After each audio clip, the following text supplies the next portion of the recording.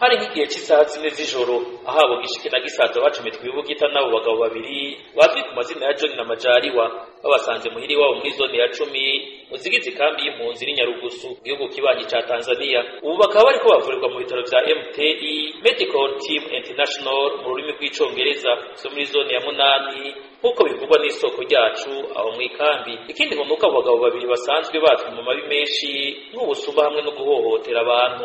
Aba bagabo babiri bakaba ari abantu basanzwe bakorera iperereza rya Tanzania n'Uburundi hano mu ikambi. Basanzwe ari abantu bakunda guhohotera abantu bazwi ku mugwi w'abarasi, bakaba bakorana kandi n'igipolisi kibera mu ikambi. Uyu Majaliwa asanzwe mu minsi iheze yari komanda w'igisirikisho, rero aka kanya bakize gushikanwa mu bitaro vya zone y'umunani vya MTI Medical Team International.